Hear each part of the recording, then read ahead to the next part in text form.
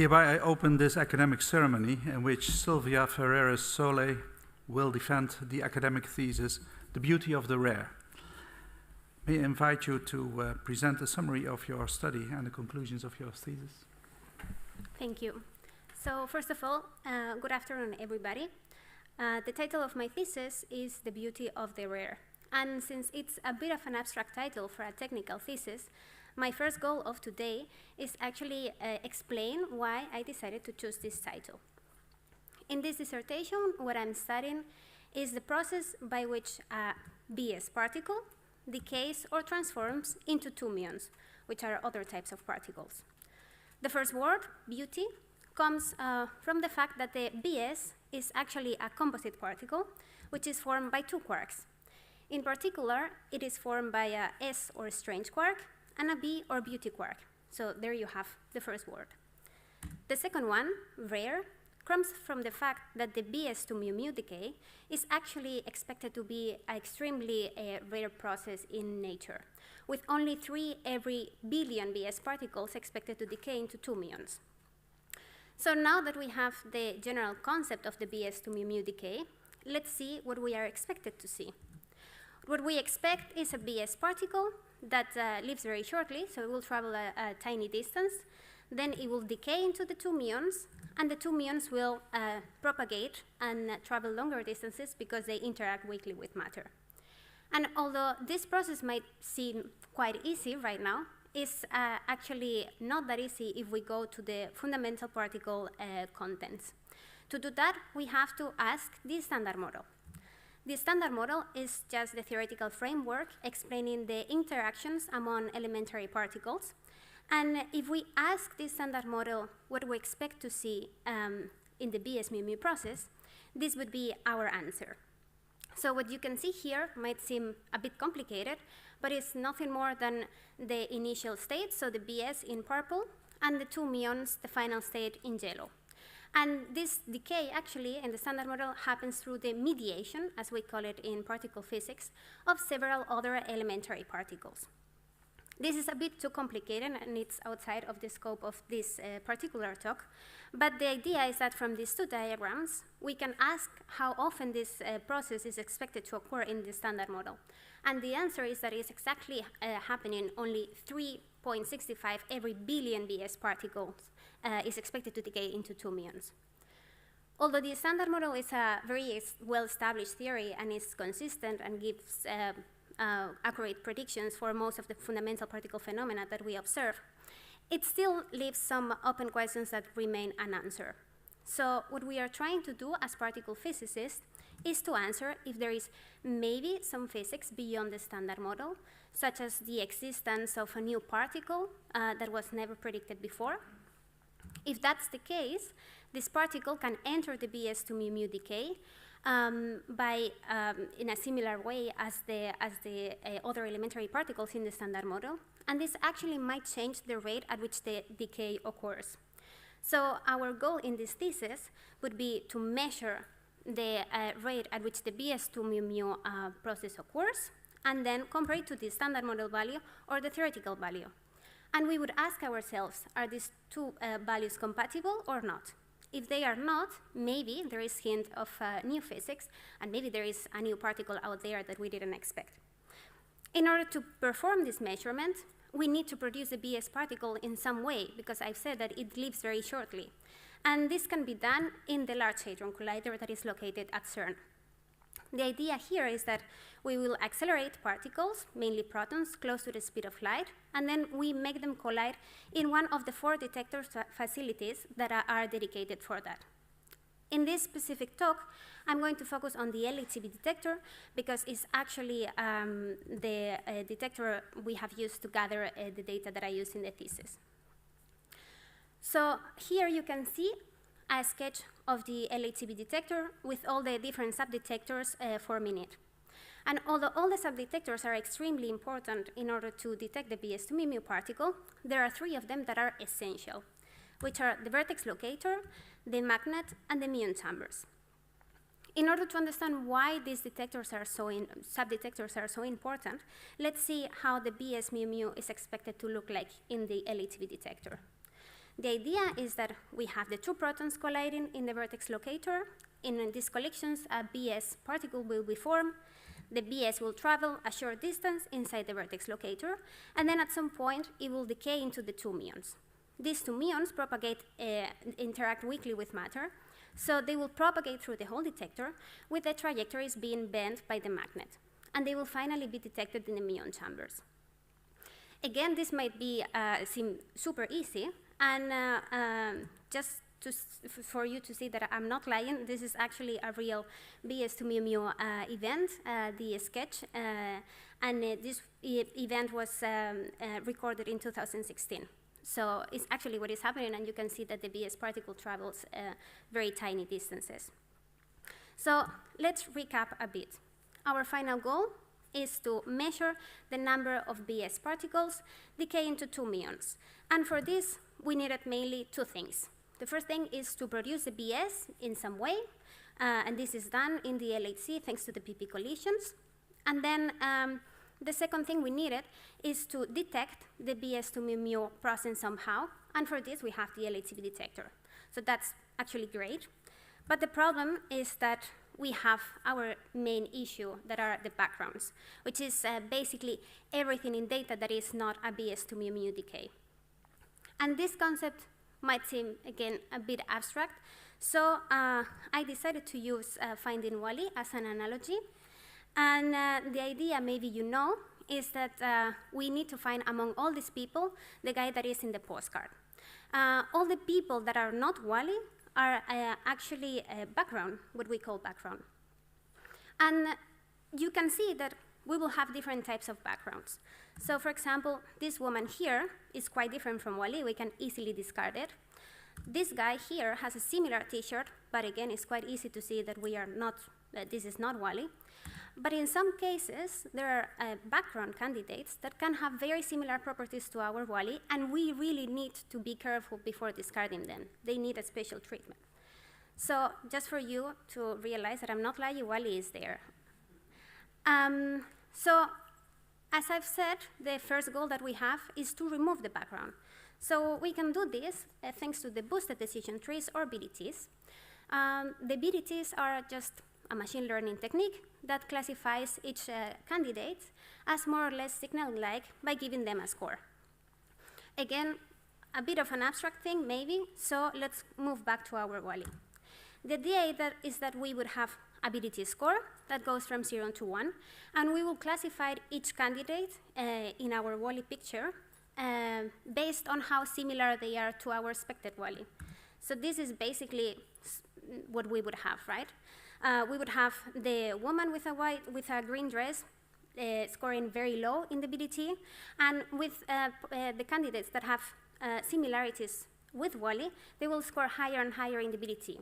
So we expect our Wallies to have a BDT score close to 1. Then you might be thinking, okay, if you want to remove the background, maybe just remove all the candidates that have low BDT score and just get the candidates that have very high BDT score. Let me tell you that this might not be such a good idea. And in order to understand why, we have to understand how the BDTs work. And for this, I'm going to use Wally again. So the BDT, in order to find Wally, what it does is just checks the properties that make Wally a specific Wally.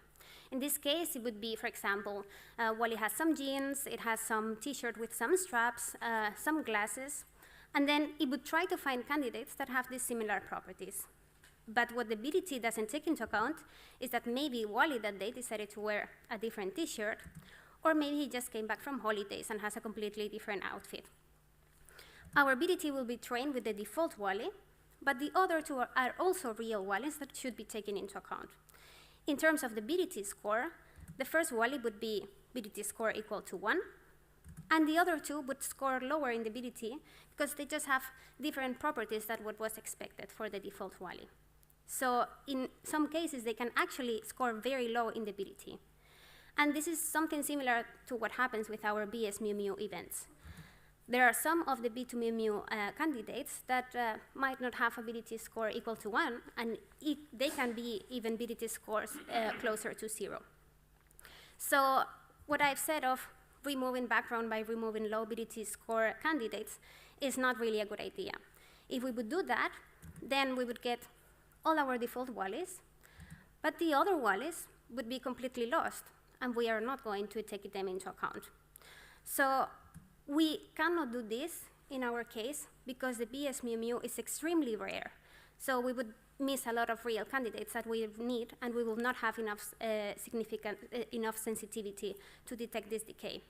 We cannot afford losing any event, so we need to find another solution. And this other solution is actually a two-step solution, which goes with this first step as separating the data sample in subsamples of the BDT score. So what we would do here is group the candidates with similar BDT scores in 3 subsamples. The first subsample, for example, will go from 0 to 0.4 in the BDT, the second from 0.4 to 0.6, and the last one from 0.6 to 1.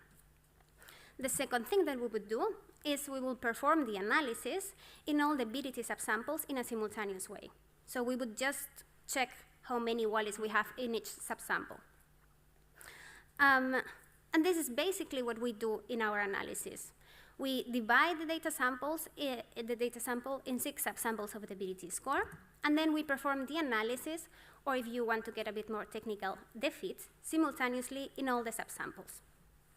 Then, once we get how many wallies we have, or BS2 mu-mus, we have in each of the subsamples, we combine the results from all the subsamples into a single measurement.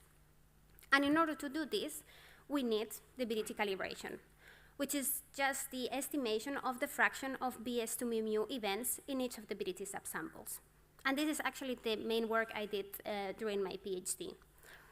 You can see the results here, and I think I needed around 3.5 years to produce this plot. So you can see that the BDT calibration was quite a lot of work. What you can see in this plot here is just what I've said, the estimation of the fraction of signal events in each BDT subsample. And each of the bins is one of these 6 BDT subsamples that I was mentioning before. So thanks to the BDT calibration, we managed to combine all the results from the subsamples and get the final measurement on how many BS particles decay into 2 muons. We can give the result in a very scientific way, which probably people that do a lot of particle physics and scientific stuff understand. But what this is telling us is that only 3.09 every billion BS particles is actually decaying to 2 muons. Then we compare this to the standard model, which is, instead of 3.09, is 3.65. But the main conclusion is that if we check the uncertainties, the 2 values are actually in good agreement. So the measured value and the standard model value are in good agreement within uncertainties. And the main conclusion of this work is that thanks to this measurement, we managed to apply some constraints to the new physics models, or to the beyond the standard model physics, that would be taken into account in future developments of such theories. Thank you.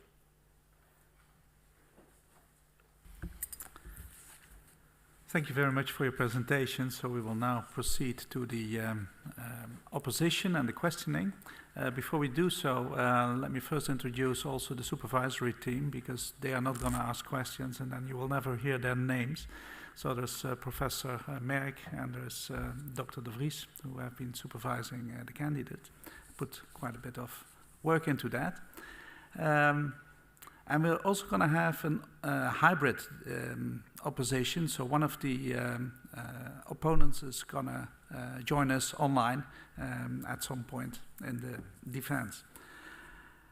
My name is Ralph Peters. I'll be acting as the pro-rector today, so I'm going to guide you all through the process. And then I would like to start the opposition through Professor Stefan Hield.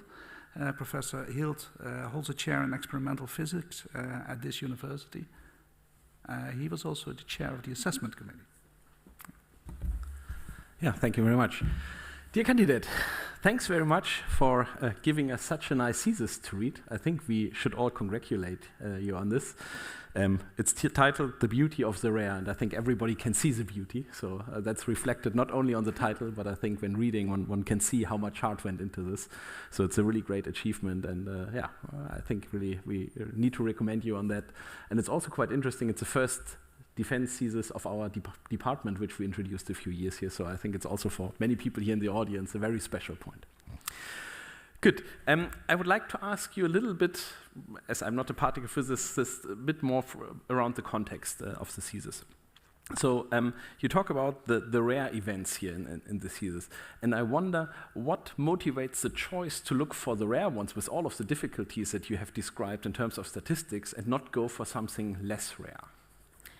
So I think this is basically something that we get also from the theory side. So I think we need to have a fluid collaboration between the theory and the experimental part.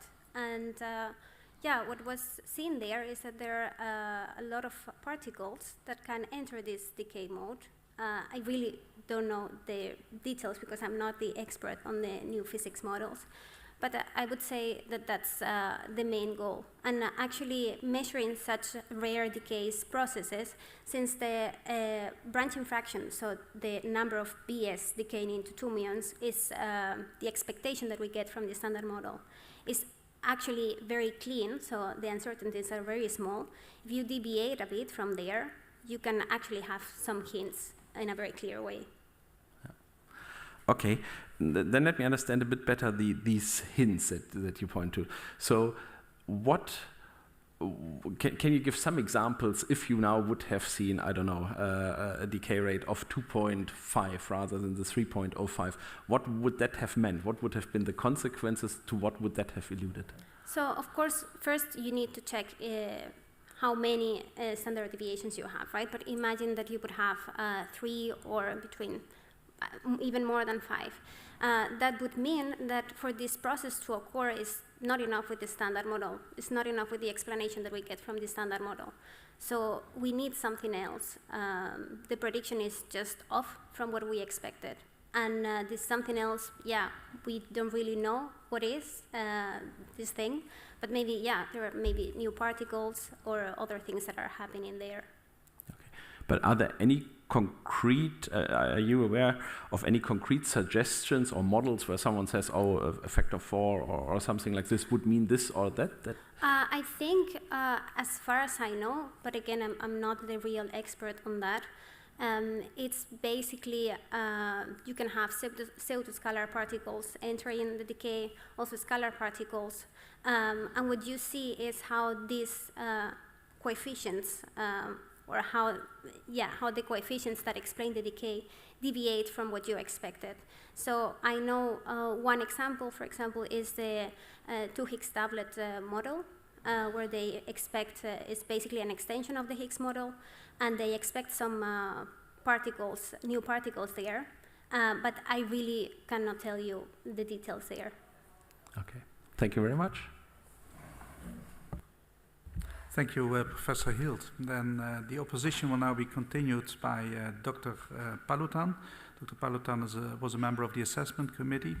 He has an expertise on experimental particle physics and is from the Frascati National Laboratory in Rome, Italy. Please, Dr. Palutan.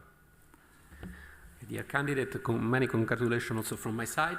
So, as from your presentation, one of the main results of your work is the calibration of the signal fraction in the BDT distribution. So I would like you to discuss a bit more in detail the biases that you found in simulation that are discussed in your thesis and the way the method you used to correct, and also the reason for these biases. So basically for the BDT calibration, as probably you can see in chapter 5, we can use 2 different procedures, right? But in the case whether we use simulation is for BS2 mu mu simulation, and there we have 2 main sources of Monte Carlo corrections. The first one is to correct for the kinematics of the p particle, because they are just not well simulated in data. And the second one is the NTRAX correction, so the correction due to the occupancy of the event, which is also not very well modeled in the simulation. For the kinematics, what we use is a rewaiter. So basically, with a control mode, we check how different the data and simulation are, and then we apply the weights on the Monte Carlo, on the BS-MIMI Monte Carlo.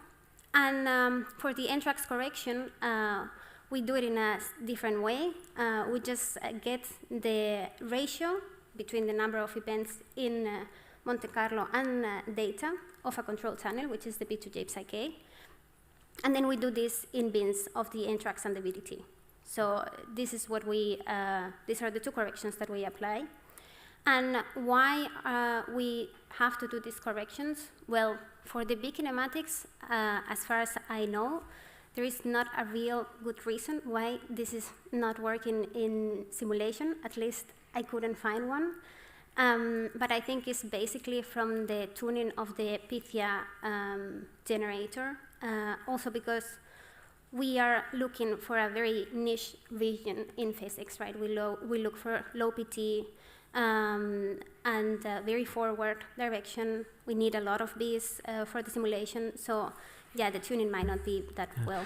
Yes, but I noticed that after the kinematic reweighting, your the BDT shape was strongly distorted from flat, which is the starting point, to a really decreasing shape.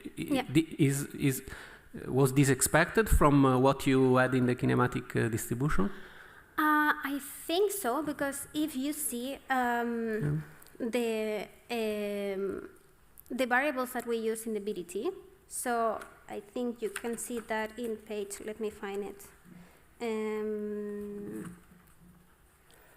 64. You see there, for example, the angle formed between the B candidate momentum and the vector connecting the primary and secondary vertex. So yeah, the momentum is one of the variables that we are reweighting. So it really enters ability as a training variable, right? So if you have to modify this. Okay, very good.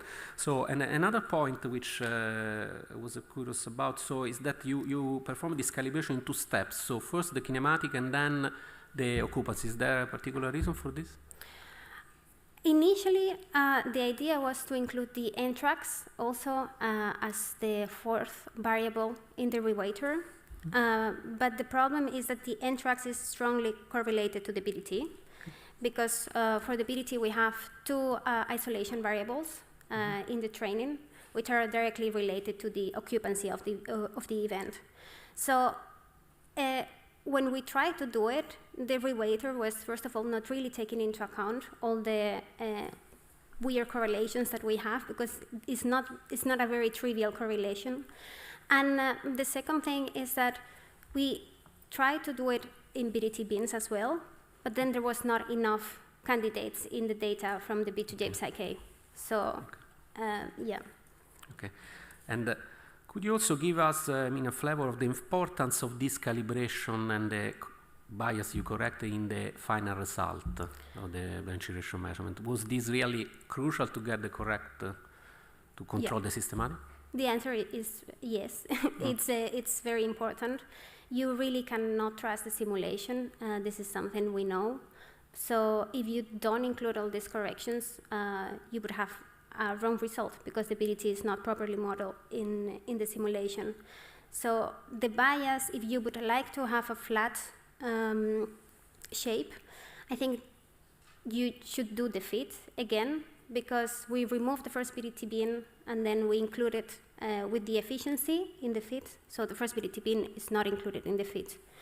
But I would say a rough estimate that I would give is the distance between the flat shape and the shape that is completely off, like the biggest distance between the two. That would be the estimated bias that I would find. But in order to know, you need to do the fit. Okay, one more? Sure. Okay, so could you briefly comment on the prospect for the measurement at LSB during run 3? So the question is, like a number or? No, I mean, yes, we will. Okay, from a statistical point of view, if you, but it's a bit of free, or for example, we remove the hardware trigger, the hardware level 0. So what you expect to change in the analysis? Of, I mean, it's a bit. So, I'm actually not really sure. I thought more on the things that could be improved. Yeah. So for this, for sure, the miss-ID estimation should be improved because there was a lot of work that should be done. Also, the interest correction, although good, is not the best procedure, I would say. Something else could have also been done there.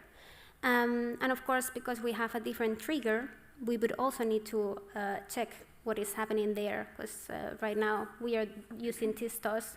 So if you don't have a lot of the underlying event, I'm not very sure about the details on the trigger for the upgrade, but you probably need also to check something there that is different. Okay. Okay, thank you. Thank you very much, Dr. Palutan. Then we will now continue with Professor Heren. Professor Heren was a member of the assessment committee and is acting as today's secretary to the degree committee. He also chair in molecular imaging at this university. Please, Professor Heren. Thank you, Mr. Prorector. Thank you, Mr. Prorector, dear candidate. I also want to start off with giving you a huge compliment for finding something so small in this ocean of many events and translating that into something as beautiful as we see on the screen here. I was also very happy to see that you have a good sense of humor as far as the B2 Mumu cartoon on the spine of your book. So my congratulations to you and your supervisory team as well, of course, for making this possible. There are some things I would like to discuss with you. And the first thing I would like to discuss with you is related to proposition number 5. And I would like to ask one of your paronyms to read out proposition number 5 to us and the audience, please.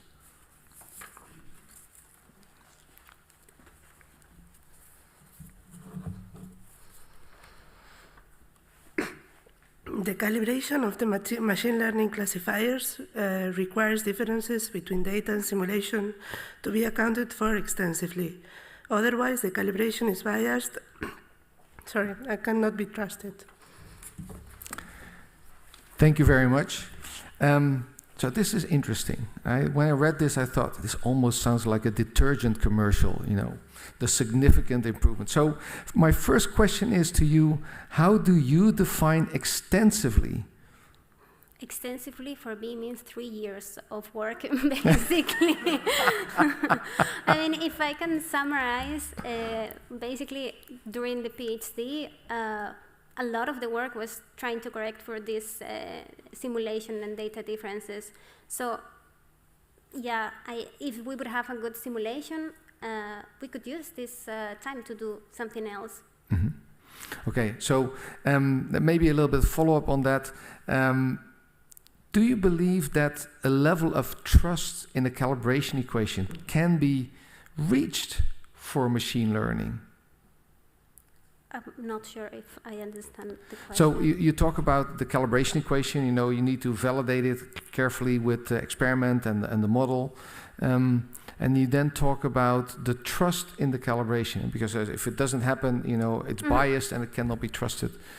Do you think it is at all possible to remove the bias in calibration? For this, I think we need to just make the Monte Carlo better. So it's basically coming from simulation. That's my point. Mm-hmm. It's not that the... But sorry to interrupt you, but make the most out of it, that doesn't sound very scientific, right? I mean, how can we remove that bias then? How would you remove the bias in the calibration? By correcting the Monte Carlo. So what we need to do is fix the Monte Carlo. That would be the answer of my question. It's not related to the machine learning algorithm itself. It's related to the fact that we are using simulation that is not describing the data properly. So, yeah. But in machine learning, I mean, ultimately the model is only as good as the information you provide for it and the boundary conditions. So if you choose, I don't know, 3 background channels versus 100,000 background channels, the model will look very differently.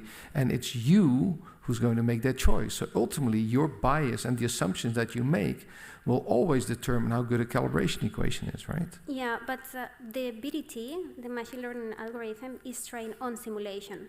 So it really relies on what is happening on simulation. If simulation is not wrong, then you are not really doing a good job, right? So. But that now you're on my train of thinking. That's exactly what I mean. It's always very difficult to calibrate with a simulation. So that brings me then to chapter number 6, the mass spectrum. Now I'm a mass spectrometrist, so I was very happy to read a mass spectrum and in your thesis. I will admit that I'm used to mass spectra of a little bit more down-to-earth particles such as proteins and peptides. So this takes me a little bit out of my comfort zone, so I'll take you out of your comfort zone. Do you know what the mass of a protein such as hemoglobin is? Oof, no, I have no idea. Guesstimate. It's my knowledge. Educated guess. I don't really know. Okay, so I'll tell you, it's about 65 kilodaltons, which is an unusual unit for you, but in your units it's 60 TeV per light speed squared. So apparently I'm also doing high energy physics. The thing is that when we look at these masses, we calibrate them. We calibrate them with very known compounds. So for you B2 mu experiments, could you think of a protocol that would also do this calibration experimentally, and you would not need your model, because that would, in my mind, in any case, would increase the level of trust? So if you want, the problem is that we don't want to only know the mass. In order to know the mass, we use BSKπ and BSKK, which are actually the calibration of the mean. You can see the plots in figure 6.2 in page 100. Oh no, sorry. Yes, 108. So there is where we get the mass of the BS particle and the BD particle. What the calibration is doing is the BDT is just increasing the sensitivity that you have in the data sample. So as you can see in the fit, which is actually in the page that 105, you can see there we have a lot of backgrounds, and yeah, there are 2 different things, right? From one side you have the mass, and from the other that you obtain from BSKπ and BSKK, and from the other one you have just to increase the sensitivity that you have. So it's a find in the events. So for me, as a mass spectrometrist, that's the intensity in the spectrum. So that's the number of events. Yeah? And that exactly, so you're really following my line of thinking. So then I read about your complex composition of your background and how you try to disentangle the different events that are maybe equally rare as the B2 mu transition. And you list 4 physical backgrounds, right? But I could not find the occurrence rate of these, so I don't know how frequent or rare your background events are. So could you give me an impression of how frequently these 4 background events occur and how they affect your rare events that you're looking for in light of the contribution to that peak in the spectrum? So which 4 backgrounds you mean? The one in figure 4.2, you mentioned them. I think the 4.2 alternative that roughly results in the different physical backgrounds. So page 42, you have a number of transitions where you say these could contribute to the transition that I'm looking for. Yeah. So if we, sorry to do this, but if we go to the feed, which is in page, we can go to page 140. You can see actually there the contribution of each background. As you can see from the feed, the majority of the backgrounds that we have are in the low mass region. So they don't really, I mean, they do affect the peak, but they just bias the combinatorial that you have. So that's why you really need to model them properly, because otherwise you would estimate in a weird way the combinatorial. Our main problem is the B2HH background, because if you see it, it's the purple line in figure 8.1, which is actually overlapping with our B2 component. So you really need to model that background properly. In order to subtract it and to know what the contribution of your B2 is. Exactly. And so of course, the combinatorial background is also extremely important, but this is an exponential, so it's but in your model, you normalize all these different channels differently, right? Yeah. And if I look at your table 6.6 at page 124, what I see is that their contribution are not that crazily different, right? It's all within, let's say, a factor of 10, which, you know, I'm from plasma physics, so everything within a factor of 10 is sort of reasonable. But it also shows you that you have very different normalization factors for different runs. So your experiment goes all over the place. So can you tell me a little bit, or can you maybe suggest an experimental strategy that would improve the consistency between these runs and that would sort of make your normalization factors similar, at least? So table 6.6, you said? Yes, on page 124. 6.6. So there you give your normalization factors for the two different runs separately. Yeah, exactly. Basically, the two different runs are because we have more data in them, and also the conditions in run 2 were improved. Especially we have different trigger systems, so you get more data in general. That's why you have different numbers, and that's why we do the fit simultaneously in all the bins. I really cannot think why this will be a problem, because if you get more data, you get more data. If you manage to improve your experiment. I was not thinking much as in the terms of problems, but how could you improve that your normalization factors and that the variation experiments would be different? So could you think of other technologies, new detectors that might help? Not really. I mean, I don't really understand why you want to get them more similar, since, you expect different number of events. So I really don't think why this would be a problem in general. Okay. Well, I was thinking your normalization is changing between the two runs. If you normalize differently for each run, then that might influence the overall result that you... well, the normalization is not really changing. We use the same procedure. What is changing is the number of expected events, but the procedure is the same for all the runs. So, yeah. Okay, very clear. I don't know if I have some room, but I think, Mr. Prorector, I have to give back the word to you. Yeah, if there happens to be time left, I will come back to you. Thank you very much, Professor Heren. And the opposition will now be continued by Dr. Vos. She's a member of the assessment committee and has expertise in theoretical particle physics, and she's connected to this university. Thank you very much. Dear candidate, let me first start by congratulating you on this beautiful work and also on your contribution to this very important measurement. It's very nice. I think you will not be surprised if I want to talk to you about figure 8.3. No. So I know you had another plot that cost you 3 years. I think we also discussed quite a bit about this one. So maybe you can start by just explaining to me or to us what we see in this plot and specifically what we can learn from this, especially if I want to improve on the limit that we have on the B2D mu. Okay, so first of all, what you can see here are the two peaks. So you have BS mu in red and BD mu in green. The tail that you have is basically obtained from a theoretical description of the radiative tail. So basically, you expect the muons from the event to radiate some energy from some QED corrections of the Feynman diagrams. So this is what you see in the tail. The tail is obtained from a theoretical, from theory.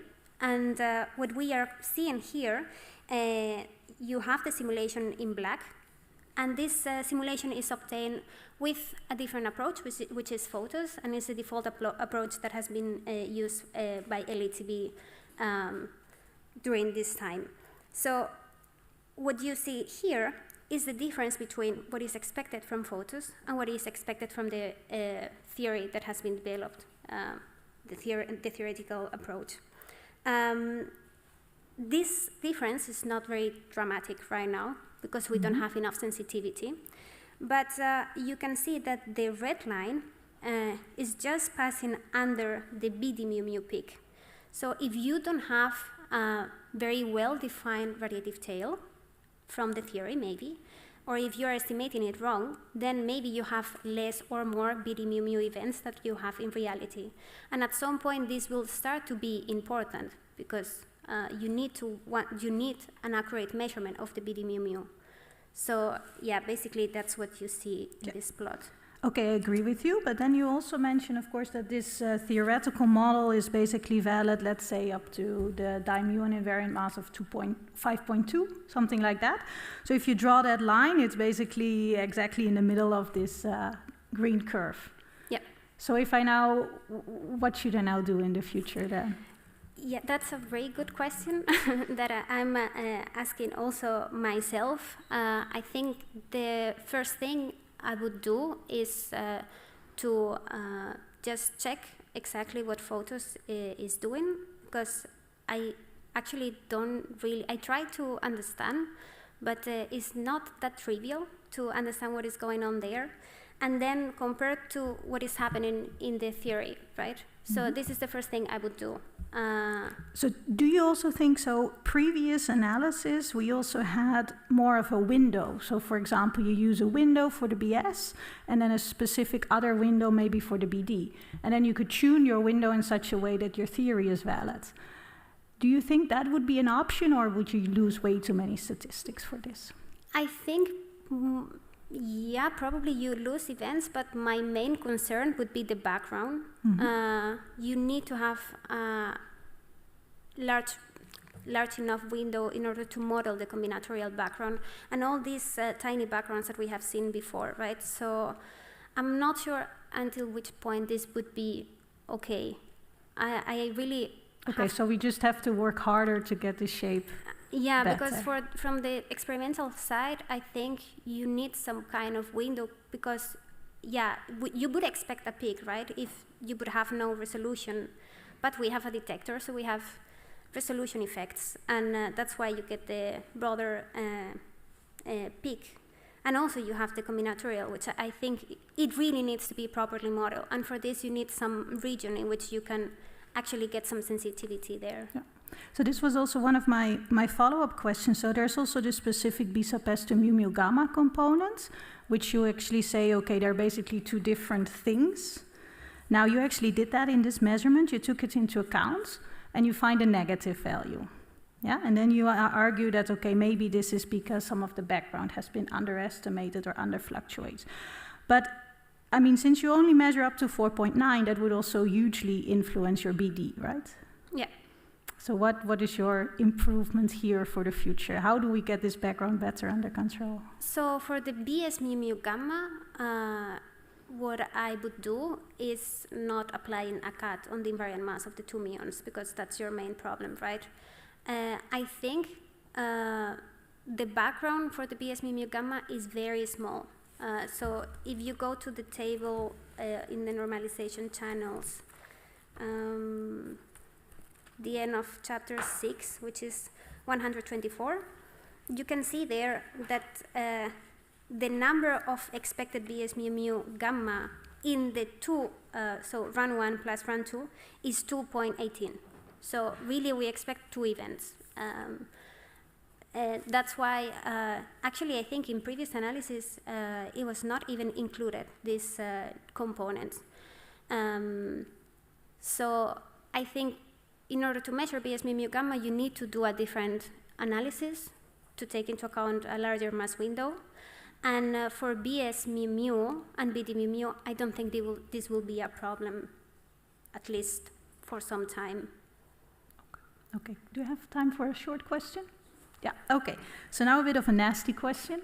So a large background you have is the B2 pi k, right? So if I see B2 pi k, I always think about this B2 pi k puzzle that maybe you know about, where we also have some discrepancies between data and experiment, data and theory, sorry. So now I wondered, if there would be some new physics in that channel, which would explain this puzzle, would that actually show up in B sub S to mu mu? Would that influence your measurement in any way? Oof, that's really a difficult question. I'm not so sure how. Probably yes, but I really cannot tell you how this will be shown. I mean, for sure you will have a different number of events, right? If you have different number of events in general, but I think for the BDK pi, we don't really rely on the theoretical inputs in general. I'm not 100% sure, I will have to check, because probably we have the branching fraction there. So yeah, if that changes the branching fraction, probably you will have something, but I'm not very sure. Okay, thank you. Thank you, Dr. Vos. The opposition will then be continued online by Professor Fleischer. He was a member of the assessment committee, and he also chair in theoretical bimesan physics at the Free University of Amsterdam and at NICAF. Please, Professor Fleischer. Thank you very much. Dear candidate, let me first congratulate you to your really very, very nice thesis. I have enjoyed very much reading it. And also the theoretical part is at a very high and a very impressive level. Let me also congratulate you to the very nice cover and the hand-drawn illustrations. So really, really very well done. And also, of course, scientifically, you present a flagship measurement of particle physics, and the decay you are studying with me plus me minus has been very close to my heart for decades, basically. And it is, I think, one of the most interesting decays that we have in B physics, and I'm very happy to see these results coming along. Your PhD project has actually been embedded in a grant by Professor Mack and myself, and also at the beginning of your project, we had quite a lot of interactions also with my PhD student, Eleftheria Malami. Then unfortunately, the pandemic set in and interactions became a bit more complicated. But I'm really happy to see all these results at this very high level. Now to start the discussion and the questions, let me first ask the very natural question. Why the decay B sub S me plus me minus is so clean and so interesting from the theoretical point of view. In comparison to other rare decays, why is the decay so particularly clean? For me? Oh, yes. This decay is very clean, mainly because you can separate the strong interaction to the initial state and the leptonic interaction to the final state. So normally the messy stuff in standard model comes from the QCD part, and since it's restricted to the initial state, you can just take it into account with the F factor, which is the fragmentation, I forgot the name. Yeah. I'm very nervous, so I forgot the name. But then this decay constant can be estimated using lattice QCD, and it's actually estimated to a great precision. I really cannot give you the details there, but I'm convinced that it's actually quite clean. So yeah. Yes, indeed. Our lattice colleagues have done an impressive job to calculate this parameter with very high precision. Now, in the introduction on page 5, you mention also other decays which originate from the same Krog level transition, in particular B2K, L plus L minus, and B2K star, L plus L minus. And if we go to figure 8.5, you have constraints on short distance coefficients, which actually also come from these decays. So in comparison to the B sub S, me plus me minus, what is different in these decays, B2K, L plus L minus, and B2K star, L plus L minus, from the theoretical point of view? In terms of the coefficients that are included in the two? Yes, you nicely highlighted the hadronic parameter we have in the leptonic decay. So if we go to the semi-leptonic decay, what is the complication we get there? The complication, I think, is that you would have strong interaction also in the final state, right? Because you have a kaon. So yeah, it's not that easy. You cannot really factorize the hadronic and the leptonic matrix elements as we do in B2 mu. Yeah, and so we get more complicated hadronic quantities entering. In figure 8.2, you have also constraints coming from an observable called RK and its counterpart RK star. Can you discuss a bit more what these observables are? The ones given in the plot, you mean? The RK, you mentioned the RK observable, but you never really introduced it. K are just the lepton flavor universality ratios. So what we are trying to measure there is if the bosons couple with the same strength to all the leptons species. So the RK and RK star are basically the ratio of B to K star. I think it's mu mu in the top and EE in the denominator. I always get confused with the way. Yeah, but that's what we have there, the lepton flavor universality ratios. All right. And if you, so now you mentioned the differences of decays with muons and electrons. If we now go back to the leptonic decays and look at the B sub S E plus E minus decay, would you expect that the vanishing ratio is similar to the one from B sub S me plus me minus, or would you think it is very different in the standard model? It will be very different in the standard model, basically because for the branching fraction of the BS mu mu, if you see equation, we go back to the theory chapter and we go to page 16, I think it is.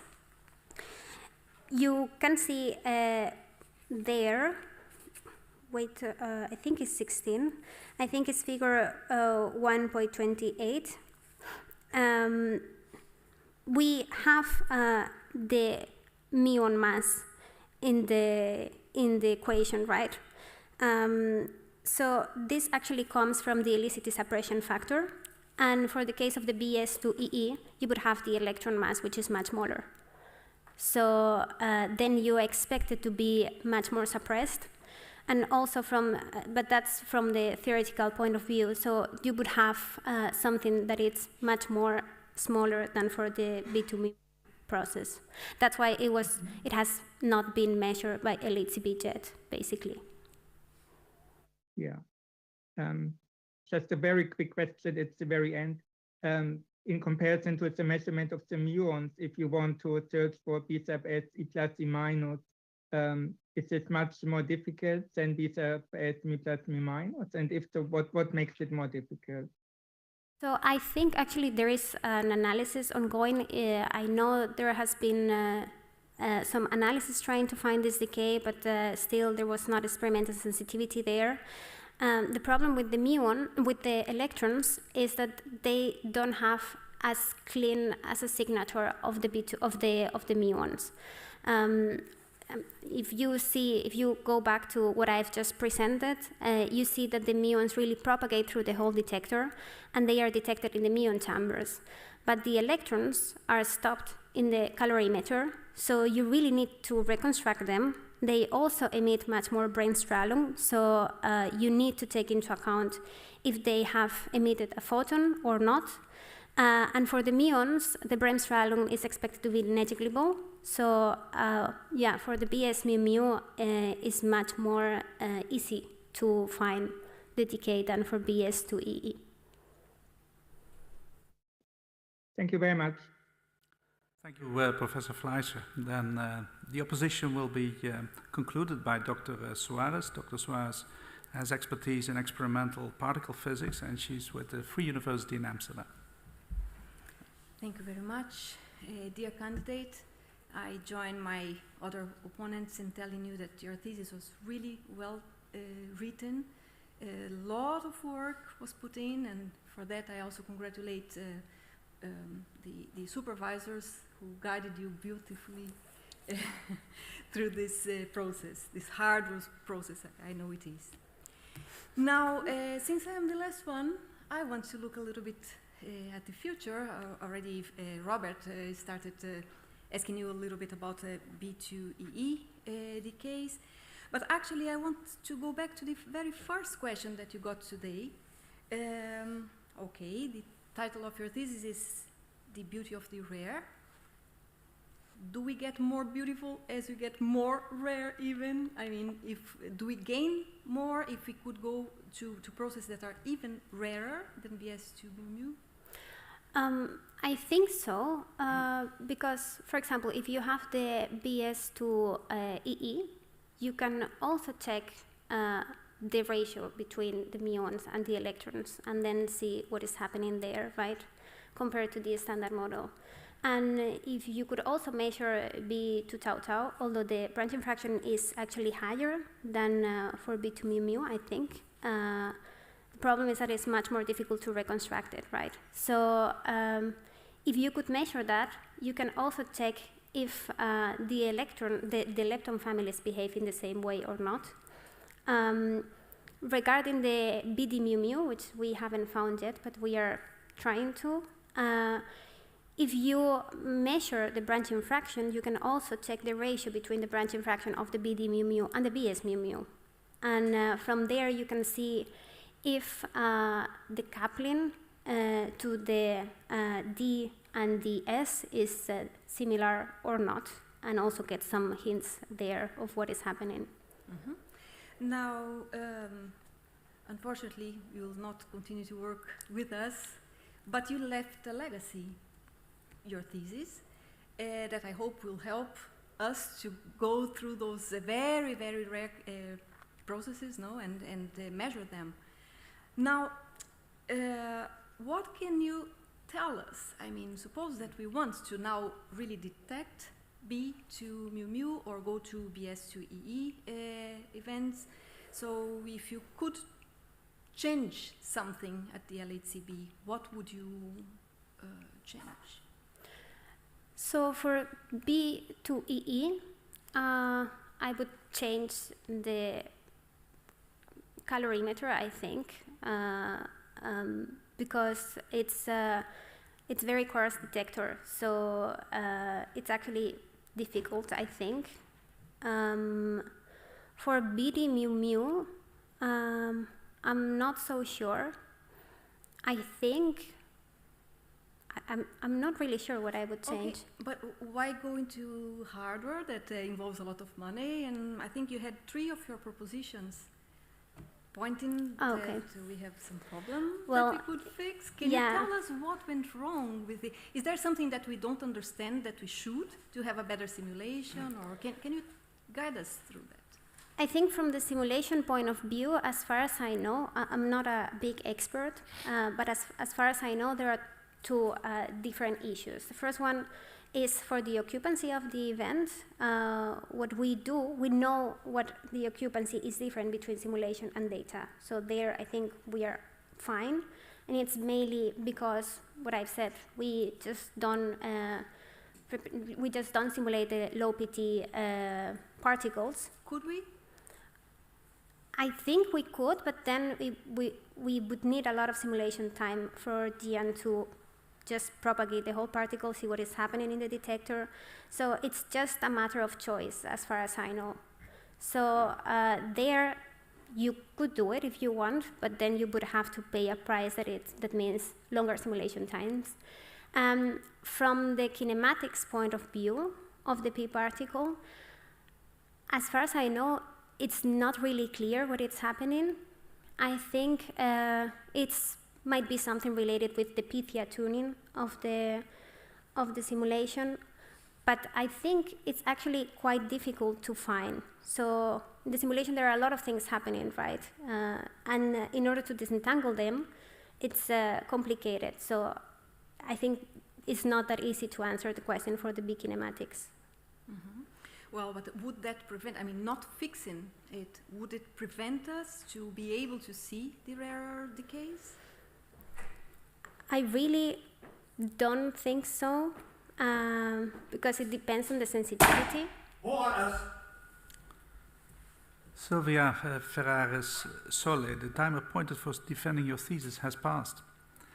The degree committee will now withdraw to discuss the quality of your thesis and your defense, and I request that you and your company, the audience, await the results of our deliberations and our return in this room. All right, please.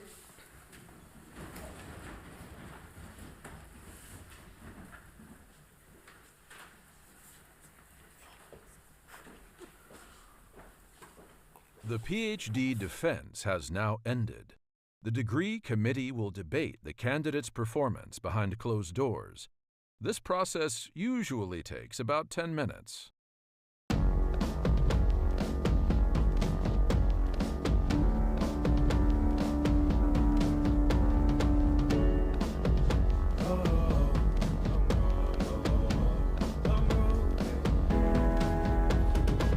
Long road to the south side. 7 miles in my rearview mirror, I know what it felt like. My goal's only getting clearer, east side to the west side. No place like home, if it's questions that you've got, go the extra mile and die.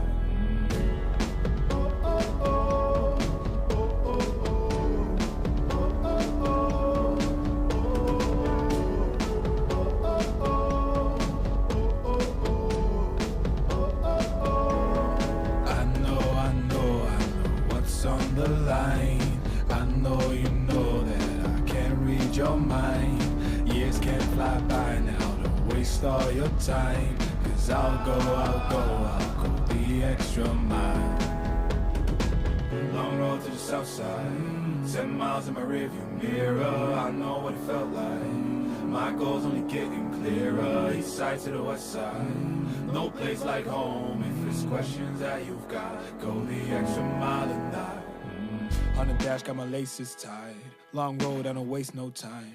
Break rules because fate decides. With the team and we chase the light. I make a move, fall down, shake it off. I hate to lose, bad branch, break it off. No room for negativity, praise and love. Prepare for deep part cause we're taking off. Hit the mileage, traveling so far from home. Gathering knowledge, other connections. I put the time in to get everything I ever hoped for. It's a challenge and we all in. It's a better future that we go for.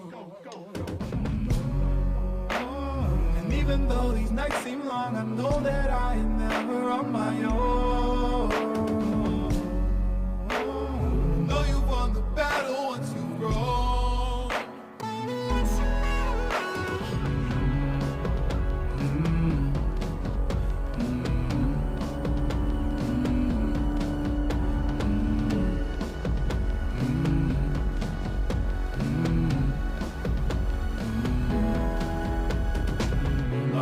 South side, 10 miles in my rearview mirror, I know what it felt like. My goal's only getting clearer, east side to the west side. No place like home, if it's questions that you've got, go the extra mile and die. Long road to the south side, 10 miles in my rearview mirror, I know what it felt like. My goal's only getting clearer, east side to the west side. No place like home, if it's questions that you've got, go the extra mile and die.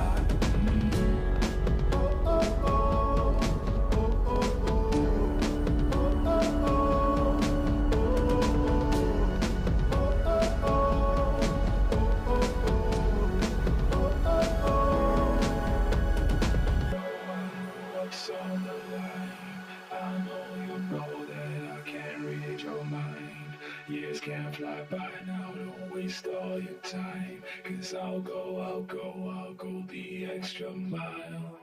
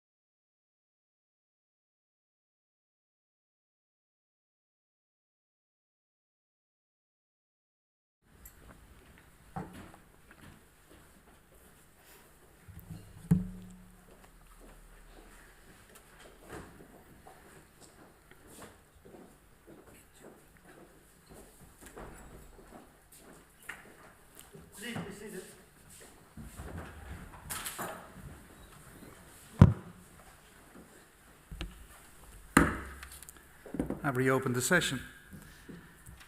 Silvia Ferreres Solé.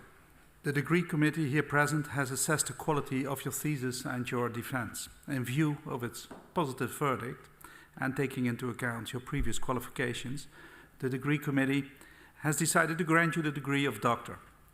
Professor Merck is authorized to confer upon you this academic distinction in accordance with Dutch university custom. I invite your supervisor to now take the floor. All rise, please.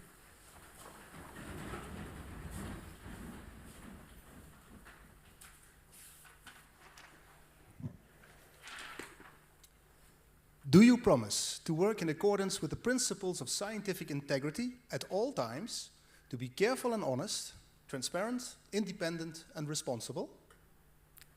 Yes, I promise. By the authority vested in us by law and in conformity with the decision of the committee here present, I hereby confer upon you, Silvia Ferreres Solé, the degree of doctor and grant you all rights attached by custom and law. As evidence in this, I now present you with a degree of certificate signed by the rector, the secretary, and the other members of the committee, and affixed with the official seal of the university.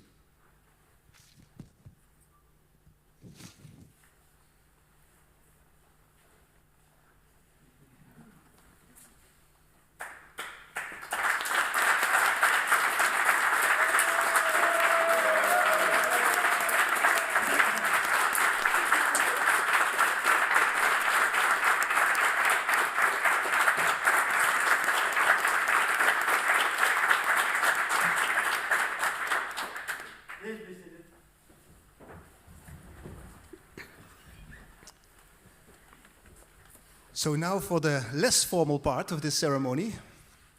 Start formal. Dear Dr. Ferreres Solé, congratulations with the degree. I would like to extend my congratulations to the family and friends all here. She did an excellent job. We're very proud of her. And I will say a few words. In fact, I want to start to welcome you in our way to this new doctor degree when you belong to the group of doctors by saying, "Ciao, Silvia! You made it." And I'm really proud of you. I'm really proud of you. To show how proud I am, I wrote you a very nice laudatio, which I left in my apartment just a few kilometers from here. So I scribbled something quickly. I hope I can reproduce it, but I'll hand it over to you. The 4 years that you had as a PhD were quite a roller coaster. You started in Lund, working on the Monte Carlo. You came to Amsterdam. You worked on experimental techniques, but from Amsterdam, you also went to Geneva, back to Amsterdam, now your degree in Maastricht. And if it was only a detail, you had the corona in between. So it was really a roller coaster ride. During this time, you, however, worked on many, many activities. You worked on experimental activities, for example, in the sci-fi modules. You worked on very technical aspects of the béta-mu, the PDT, which you explained to us in nice detail. You gave excellent talks at conferences where you indeed put in your own creativity, as we have seen. You even tortured some MSP students here. In fact, you called them, what did you call them? You called them my little monsters. Yes. But you loved them, didn't you? And they loved you. In fact, they told me that they appreciated so much your dedication, the explanations you gave. They learned so much from you, so they were very, very happy with you. And you actually protected them so much that you told me, Marcel, this is totally unacceptable, this theory that you're teaching the students. You cannot do that. You have to just take care of them. This is not okay. Now, Silvia, when I heard that, I almost died.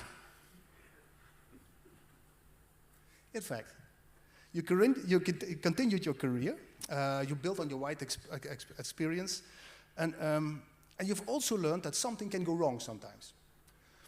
I mean, one could, for example, drop a camera on an expensive module or so.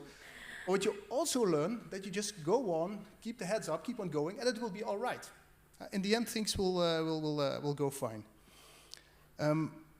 Also, in your BTT analysis, you realized that there was quite some stress on you and on the people working on on the analysis. The stress was even so much that at some point when your colleague at CERN, Flavio, when he sent you a Skype like, "Ciao, Silvia," then you get white in the face because your weekend would be ruined. You knew he was coming with another question, another check, another amount of work. And because this analysis that you worked on and this BDT calibration work is so important for such a benchmark measurement, as you've explained to us, the beta mu mu is sometimes called the second discovery of the LHC after the Higgs, if you want. And what I want to say is that even in this stressful situation, I couldn't say you kept calm, because sometimes you were not so calm. No. But you took care also of your fellow PhD students. You kind of took them under your wing, protect them a little bit from the stress from above. And this is an experience I want you to take along. Please keep on doing that. It's a great personality that you have for doing this. Then I want to say, what helps you to deal with these stressful situations? And I think what helps you is maybe a little bit your extrovert character. Because sometimes I remember you would, in the morning, you come into NICAF and either address Jaco or me, Marcel. "Jaco, I almost died today." Yes. And then we were, white in the face, what was happening, but then, you've seen somebody falling off a bicycle or you found a bug in the code or something. So in the end, that was usually not so bad as dying, but it kind of helped you to express yourself. Also at our workshops, where you enthusiastically joined, I remember whenever there's some reggaeton music going on, you will be the first one running onto the floor, taking everybody along and creating a good atmosphere. But your character once came out during the game of Pictionary. You may remember that we were organizing. And then the rest of the group was not behaving as you expected. They were just shouting at random things. And at some point, your eyes started to shoot fire, and you shouted us down. "Silvia, I almost died at that time." Now, what else I want to say? I want to come to the end. I think it is really great to have seen you grown in the science. You've done an incredibly complicated analysis. You've given brilliant talks. We've seen Wally again here today. Wally is now becoming really my friend. You put creativity in your talks, and I think this is really great. Your thesis will be a standard reference for me, and I'm sure you go to the next nice and bright future. You're moving back to Spain, where you will also be closer to the family, and I think that's very important to you. In fact, this is the most important thing in life, so I think you're doing a good job. I wish you all the best, and again, congratulations with the result. Thank you.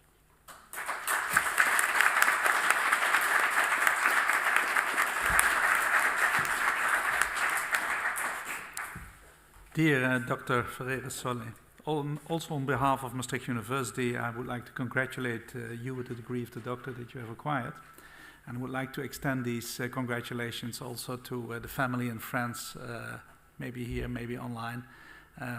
Very well deserved. Let me explain a bit about how we're going to end this procedure. What we will do is I would like to ask all the people that have gathered here that are not going to take pictures to already go to the refter where the reception is going to be. There will be some signs. Just need to take one corner to get there. And meanwhile, we will be taking some pictures. We will be taking some pictures here and then later on the stairs. And everyone who wants to make pictures can, of course, stay. Special thanks also to all the guests that have participated in this procedure, the guests from abroad and from the Netherlands that have come to this place, and of course also the participants from Maastricht University itself. And now close the session.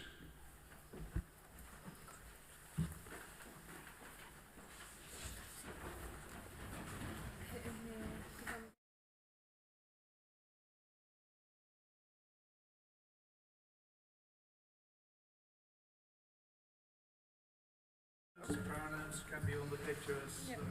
The family? The promoters, family.